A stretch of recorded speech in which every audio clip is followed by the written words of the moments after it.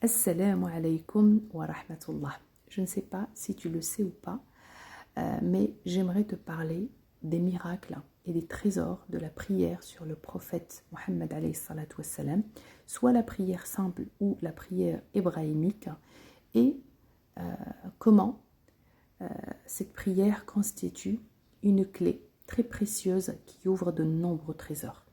Mais avant de te parler de ces fameux trésors, j'aimerais bien te montrer et partager avec toi la manière qui permettra que ta prière soit acceptée par Allah Azza wa Jalla, et en retour, tu recevras une clé qui te permettra d'ouvrir toutes les portes que tu souhaites.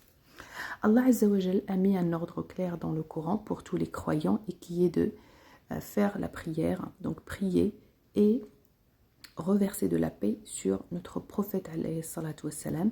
Et en retour, Allah Azza wa Jalla nous promet qu'il va prier sur nous 10 fois. Vous imaginez? Croyez-moi, à partir de la seconde même où la manière que vous allez appliquer avec sincérité et conviction, à partir du moment où ça viendra de votre cœur, toute votre vie changera à la seconde même. Mais il y a des conditions, et les conditions sont les suivantes. Allah Azza wa Jalla nous ordonne de prier sur le prophète. Mais ça veut dire quoi réellement, prier sur le prophète? C'est sûrement pas la manière que tu as vue autour de toi, j'en suis sûre, parce que ce que je vais te dire, tu ne l'as sûrement jamais entendu, ni dans une mosquée, ni sur Internet, hein, rassure-toi. Alors, Allah Azza wa Jalla nous ordonne de prier sur le prophète, ce qui veut dire il faut marcher sur ses pas. Il faut suivre ses recommandations, et toutes les recommandations, vous les trouverez nulle part ailleurs, mis à part dans le Coran. D'accord? Parce que c'est le livre que le prophète nous a emmené. D'accord? Donc ça, condition numéro 1, c'est à chaque fois que tu penseras au prophète Mohammed alayhi salatu wassalam, ou tu entends parler de son prénom, de son nom, eh bien, à l'intérieur de toi, tu émets l'engagement, ou peut-être pour débuter le souhait, et donc le vœu de suivre les pas du prophète Mohammed alayhi salatu wassalam et prendre exemple sur lui. Et Allah Azza wa Jal, comment il nous a décrit le prophète? Wa ma arsalnaka la rahmatan lil alamin. On t'a envoyé comme une miséricorde, une douceur, quelque chose qui guérit les cœurs, donc un amour pour l'humanité. Donc, première chose, il faut que tu sois une source de miséricorde, de pardon, d'amour pour les gens autour de toi, d'accord? Et ensuite, suivre tout le reste des commandements qu'il y a dans le Coran. Condition numéro 1.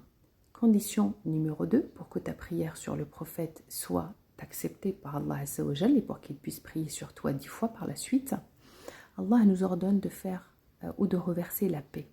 Souhaiter la paix pour notre cher et bien-aimé Mohammed alayhi salatu wassalam.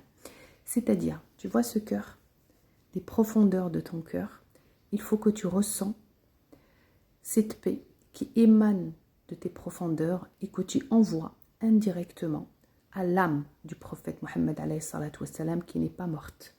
Et à chaque fois que tu émets ce souhait, toute l'humanité de Mohammed, toute la communauté musulmane le reçoit quand il est vraiment sincère. Et croyez-moi, très très peu de gens prient et souhaitent la paix sur l'âme du prophète Mohammed alayhi salatu wassalam.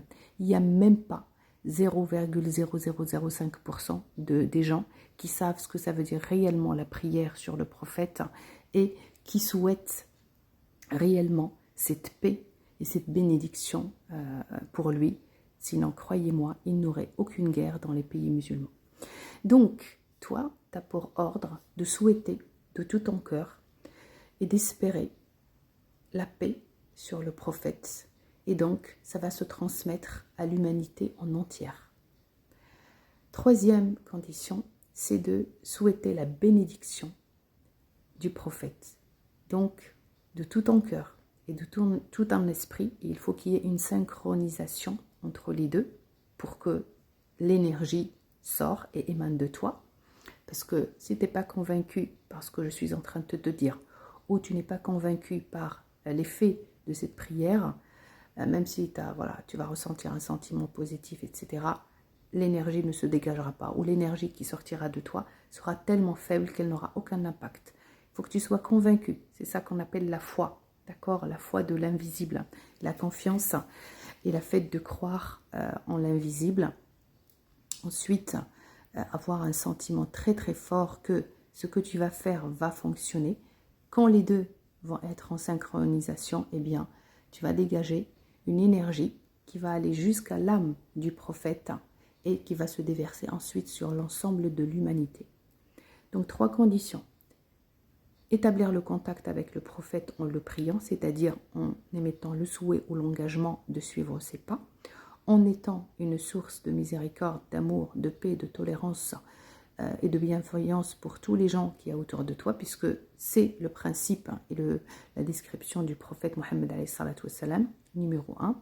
Souhaiter de tout ton cœur la paix et tu l'envoies indirectement par ton intention au prophète et de la même manière à toute la communauté musulmane et tous les croyants par la même occasion, et souhaiter la bénédiction du prophète et de l'humanité. À chaque moment, à chaque fois que tu vas répéter ça, tu vas faire cet exercice, ne serait-ce qu'une seule fois, Allah Azza wa Jal établit le contact entre toi et lui, donc priera sur toi. Il va établir comme un pont dans lequel il y a la guidance, dans lequel tu verras clair dans le chemin de ton avenir et de ton destin que tu vas pouvoir tracer comme tu le souhaites. Allah t'ouvre le chemin et t'as qu'à espérer. C'est pour cette raison, la prière sur le prophète, qu'elle soit simple, ou la prière ibrahimique, parce qu'on rajoute qu'on est la communauté de Ibrahim, d'accord? Kana Ibrahim Hanifa, donc on est la Ummah de Abraham, de Ibrahim alayhi salatu wassalam, d'accord? Le prophète aussi, il suit le dîn ou la religion d'Ibrahim, parce qu'il n'y en a qu'une seule, d'accord? Et donc, si tu veux aller encore plus loin, d'accord, c'est-à-dire revenir avec ta mémoire à tout, donc la communauté donc la communauté musulmane qui a commencé à partir d'Abraham. Ça va comprendre tous les juifs, ça va comprendre tous les chrétiens et toute personne croyante en Dieu fait partie de la communauté Al-Ibrahim. Donc toutes ces lignées-là, si tu leur souhaites ou si tu marches sur leurs pas, et si tu leur souhaites la paix, tu souhaites leur bénédiction, eh bien crois-moi, tu vas pouvoir émettre des intentions tellement fortes, avec des vibrations tellement fortes pour l'ensemble de l'humanité.